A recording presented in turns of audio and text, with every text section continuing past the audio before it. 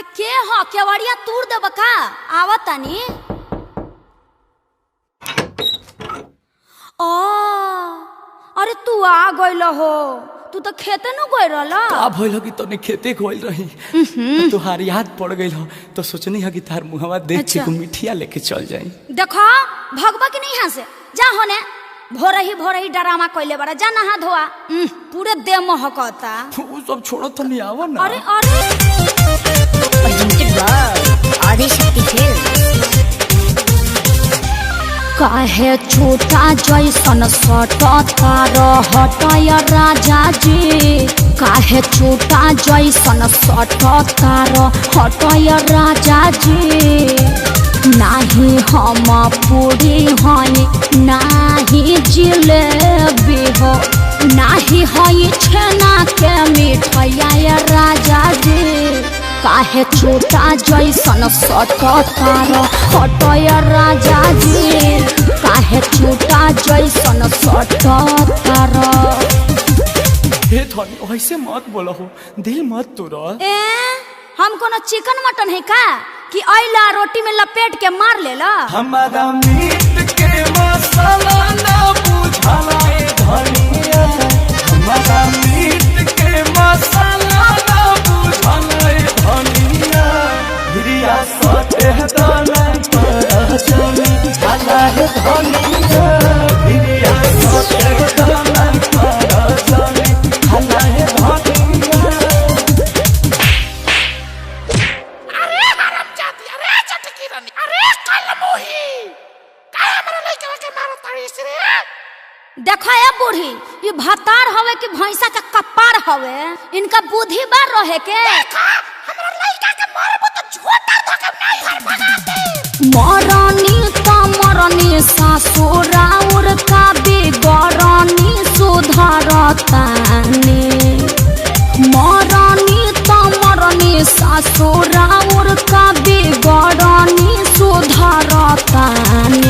कि अपना बिगड़ल बलमुआ के सुधारतानी, अपना बिगड़ल सजनवा के सुधारतानी।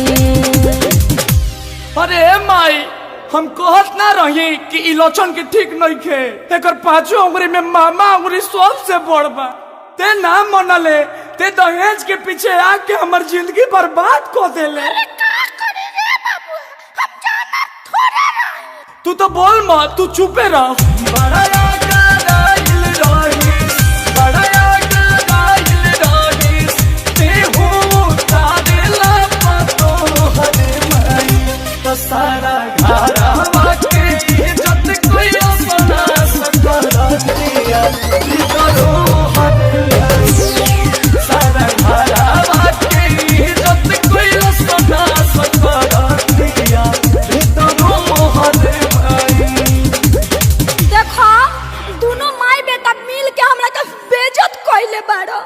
अभी हम अपना माई के फोन लगावत तनी। अरे माई, अरे भैया के भेज, आ ना भेजबे तो हम कमांडर धो के आ जाए। ओ बना हे ससुराया ये बनई हर गइला के बाद रे। ओ बना हे ससुराया ये बनई हर गइला के बाद रे।